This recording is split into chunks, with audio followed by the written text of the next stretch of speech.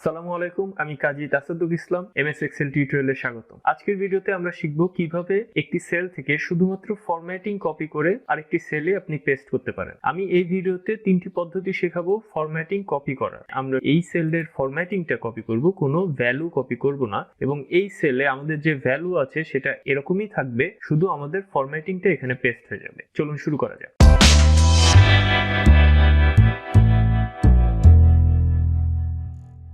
প্রথমে আমরা একটি সেলকে ফরম্যাট করে নিই। আমরা মিডল অ্যালাইন করব, এরপরে আমরা সেলটাকে হাইলাইট করব, আমরা এখানে একটি বর্ডার অ্যাড করব, আমরা টেক্সটটাকে বোল্ড করব, ইটালিক করব।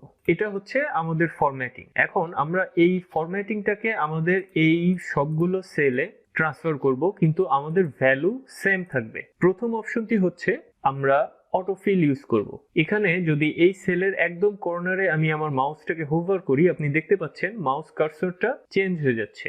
এখানে ক্রসটা ছিল সাদা, যখন একদম কর্নারে নিয়ে যাচ্ছি এটা হয়ে যাচ্ছে কালো। মাউসের লেফট ক্লিক করে নিচের দিকে যদি আমরা ড্র্যাগ করি, আমাদের লেখাটা কিন্তু চেঞ্জ হয়ে গেল, কিন্তু এখানে একটা নতুন অপশন এসছে। আমরা যদি এখানে ড্রপ ডাউনে ক্লিক করি, এখানে কয়েকটি অপশন আছে। প্রথমটি হচ্ছে কপি সেল, অলরেডি আমরা কপি সেল করে ফেলেছি। সেকেন্ডটা হচ্ছে ফিল ফরম্যাটিং অনলি, আমরা এখানে ক্লিক করব। তাহলে আপনি দেখতে পাচ্ছেন আমাদের ডেটা কিন্তু চেঞ্জ হয়নি, আমাদের ফরম্যাটিংটা জাস্ট এখানে পেস্ট হয়ে গিয়েছে। আমরা যদি আবার এটা দেখাই, সেলের একদম ডান পাশের কর্নারে মাউস হোভার করব, ক্লিক করব, নিচের দিকে ড্র্যাগ করব, অটো ফিল হ্যান্ডেল থেকে ফিল ফরম্যাটিং অনলি সিলেক্ট করব।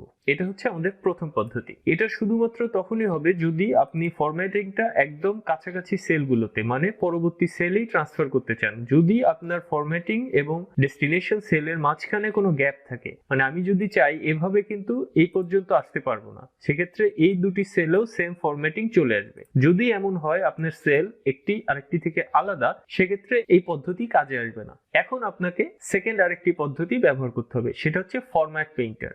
আমরা হোম ট্যাবে যাব, এখানে একটি অপশন আছে ফরম্যাট পেইন্টার। এখানে যদি আমি ক্লিক করি, আমাদের এই সিলেক্টেড সেলের ফরম্যাটিংটা কপি হয়ে গিয়েছে। এখন যদি আমরা আমাদের ডেস্টিনেশন সেলে সিলেক্ট করি, তাহলে দেখতে পাচ্ছেন আমাদের শুধুমাত্র ফরম্যাটিংটা কপি হয়ে এই ডেস্টিনেশন সেলে পেস্ট হয়ে গিয়েছে। ওকে, আরেকটি বিষয় হচ্ছে আপনি যদি ফরম্যাট পেইন্টার ইউজ করেন, প্রতিবার ক্লিক করে আপনি একটি সেলকেই ফরম্যাট করতে পারবেন এবং তারপরে ফরম্যাট পেইন্টার অপশনটি চলে যাবে। আপনার যদি এরকম সিচুয়েশন হয় মাল্টিপল সেল আপনাকে ফরম্যাটিং করতে হবে, সেক্ষেত্রে আপনি নির্দিষ্ট সেল, যে সেলের ফরম্যাটিং আপনি কপি করবেন সেটাতে সিলেক্ট করবেন, তারপরে আপনি ফরম্যাট পেইন্টার আইকনে ডাবল ক্লিক করবেন। এখন দেখতে পাচ্ছেন আমাদের কার্সরটা চেঞ্জ হয়েছে। আমরা যদি আমাদের একটি সেলে সিলেক্ট করি, ফরম্যাটিংটা চেঞ্জ হয়ে গেল, কিন্তু এখনো আমাদের কার্সরটা আগের মতোই আছে। তার মানে যতক্ষণ কার্সরটা এরকম থাকবে আমরা কন্টিনিউয়াস ফরম্যাটিং কে পেস্ট করতে পারবো। যদি আপনার মাল্টিপল সেলে ফরম্যাটিং পেস্ট করতে হয়, যেগুলো একটি আরেকটি থেকে আলাদা, সেক্ষেত্রে আপনি এখানে ডাবল ক্লিক করে তারপরে পেস্ট করতে থাকবেন। যখন আপনার কাজ কমপ্লিট হয়ে যাবে, আপনি এস্কেপে প্রেস করলে ফরম্যাট পেইন্টারের কার্সরটি চেঞ্জ হয়ে যাবে। তৃতীয় আরেকটি অপশন হচ্ছে পেস্ট স্পেশাল। আমরা আমাদের যে সেলের ফরম্যাটিংটা কপি করব সেটাকে সিলেক্ট করব, আমরা কন্ট্রোল সি অথবা মাউসের রাইট ক্লিক করে কপি করব। এরপরে আমরা যে সেলে আমাদের ফরম্যাটিং গুলো পেস্ট করব সেখানে সিলেক্ট করে নেব, তারপরে আমরা রাইট ক্লিক করব, এখান থেকে আমরা পেস্ট স্পেশালে ক্লিক করব, অথবা আমরা আমাদের হোম ট্যাবের পেস্টের ড্রপ ডাউন থেকে পেস্ট স্পেশালে ক্লিক করব।